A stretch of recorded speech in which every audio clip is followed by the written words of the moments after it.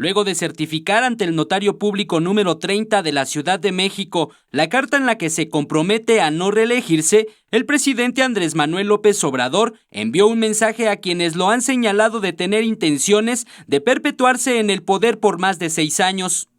Le agregaría otro compromiso para que se serenen, se tranquilicen los conservadores. No reelección y no corrupción, porque eso es lo que los trae muy nerviosos. Pero en eso también no hay cambio. Aclaró que no solo está contra la reelección, sino que además ha propuesto una serie de iniciativas como la revocación de mandato y la modificación al artículo 35 de la Constitución para facilitar los métodos de participación ciudadana. Y ojalá y pronto se lleve a cabo esta reforma constitucional. Como también recuerdo, ojalá y pronto se quiten los fueros al presidente y a los altos funcionarios públicos.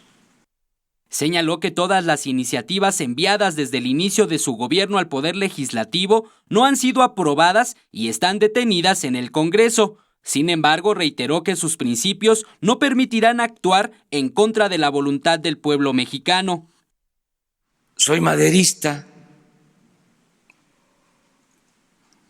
y creo en el sufragio efectivo, no reelección. Y por eso voy a durar el tiempo que el pueblo quiera.